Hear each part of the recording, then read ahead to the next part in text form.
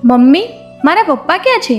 કેટલાક પ્રશ્નોના કોઈ માં જવાબ નથી આપી શકતી, કારણ કે એ જવાબ આપતા તેનું હૃદય તૂટી જાય છે. આરોહી માત્ર 5 વર્ષની હતી. તે જન્મી ત્યારે તેના પોતાના પપ્પાને ક્યારેય જોયા નહોતા.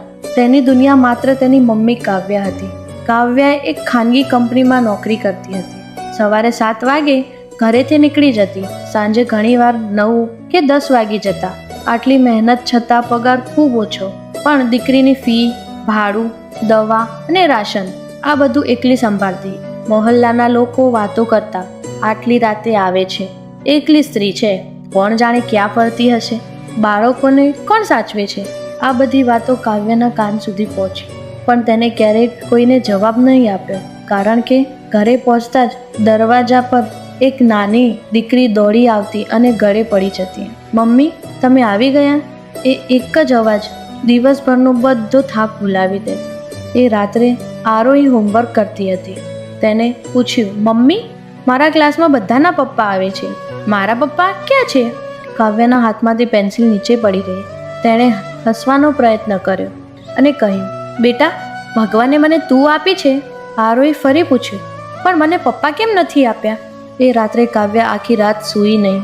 દીકરી સૂઈ ગઈ પછી તે બાલ્કનીમાં ગઈ. આકાશ તરફ જોઈને ધીમેથી રડવા લાગી.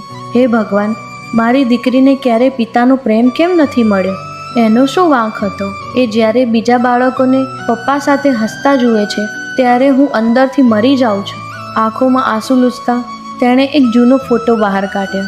એ ફોટો એ માણસનો હતો જેણે પ્રેમના વચનો આપ્યા, લગ્નના સપના બતાવ્યા, અને જ્યારે તેને ખબર પડી કે કાવ્યા મા બનવાની છે ત્યારે તે હંમેશા માટે છોડીને ગયો.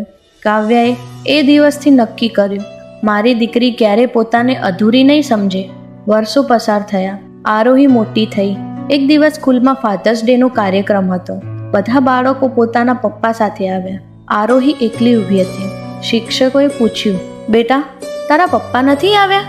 આરોહીએ સ્મિત કરીને જવાબ આપ્યો, મારા પપ્પા નથી, પણ મારી મમ્મી 2 લોકોની જેમ પ્રેમ કરે છે. મારા માટે એ જ મારા પપ્પા છે. આ વાત સાંભળીને આખો હોલ તાળીઓથી ગુંજવા લાગ્યો. પાછળ ઊભેલી કાવ્યા રડી પડી. ઘરે આવ્યા પછી આરોહીએ પોતાની સ્કૂલ બેગમાંથી એક કાર્ડ કાઢી. તેમાં લખ્યું હતું, હેપી ફાધર્સ ડે મોમ. કાવ્યાએ કાર્ડને છાતી લગાવી દીધું અને પોતાની દીકરીને ગળે વળગી. એ દિવસે પહેલીવાર તેની આંખોમાં દુઃખ હતું, ગર્વ હતો. દરેક બાળકોને પિતા નસીબ નથી થતા, પણ દરેક માતાને એવી માં મળે છે જે એકલી આખા દુનિયા સામે લડીને પોતાના બાળક માટે માં અને પિતા બંનેનું સંભાળી લે છે.